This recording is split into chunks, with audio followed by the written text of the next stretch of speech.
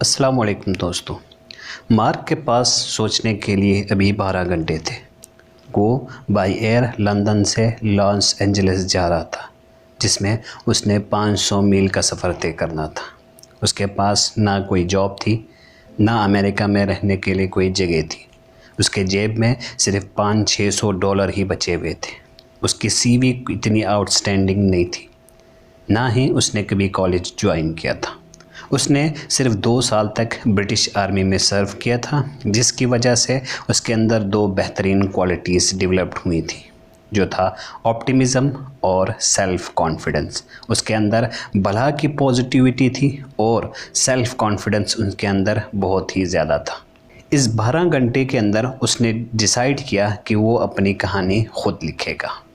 18 अक्टूबर 1882 को वो America land हुआ और उसके पास वापस जाने के लिए रिटर्न टिकट नहीं था, यानी वो अपनी सारी कश्तियाँ जला के आया था। वापसी का उसके पास कोई चांस नहीं था।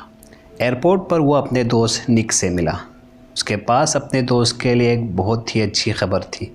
एक बहुत ही अमीर मियाँ बीवी को अपने बच्चों के ख्याल के लिए एक बेबी सिटर की ज़रूरत थी, तो उसी रात इंटरव्यू रखा गया। शुरू में वो फैमिली थोड़ी सी अनकंफर्टेबल थी, क्योंकि उस टाइम पे मेल बेबी सिटर का इतना रुझान नहीं था।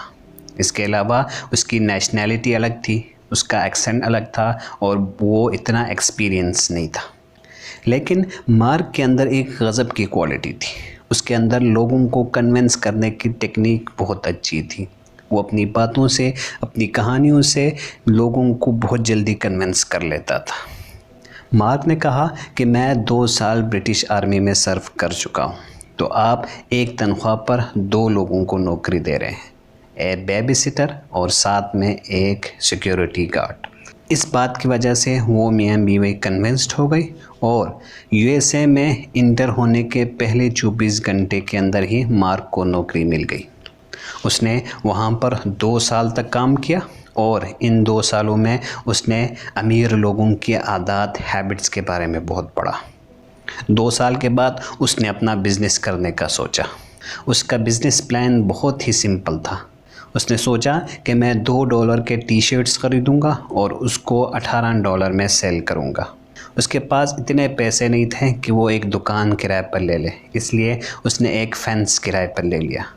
उसके पास इतने पैसे भी नहीं थे कि वो पूरा फेंस हायर कर सके, इसलिए उसने वहाँ पर सिर्फ 10 फीट का फेंस हायर कर लिया। 2 साल तक वो टी शर्ट बेचता रहा। इस दौरान उसकी कमाई इतनी ज़्यादा हो गई थी कि वो पहले ही दिन अपने घर का और उस फेंस का किराया अदा कर देता था, जो कि $1500 बनते थे। यूएसए में इंटर होने के पहले 8 साल में ही उसने अपने $1 मिलियन कमाए थे। 1998 में उसने कुछ बड़ा करने का सोचा। उसके जहन में एक रियलिटी टीवी शो का आइडिया था, जिसका नाम उसने रखा था सर्वाइवर। इस रियलिटी शो का प्लान ये था कि वो कुछ बंदों को सेलेक्ट करेगा और उनको एक जंगल में छोड़ेगा। सर्वाइव करने के लिए उनको कुछ भी नहीं देना, उन्होंने सारी चीज़ें जंगल से ही लेनी है और वो वहाँ पर तकरीबन 20 दिन तक compete करेंगे और लास्ट में जो बंदा जीतेगा उसको $1 मिलियन इनाम दिया जाएगा। शुरू में लोग उसके आइडिया को अनरियलिस्टिक कहते थे। वो कहते थे कि ये जो आइडिया है ये कभी भी नहीं चलेगा।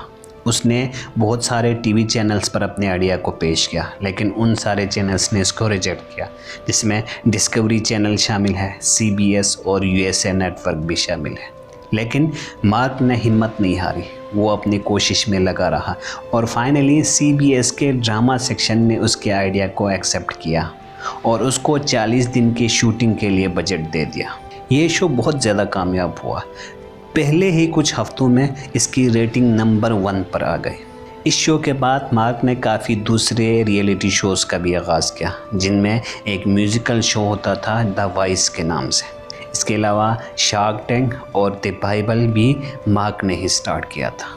मार्क की इस कहानी से हमें यह सबक मिलता है कि आपको किसी भी शो में भी कामयाब होना हो तो वहाँ पर आपको रिजेक्शन का सामना करना पड़ेगा।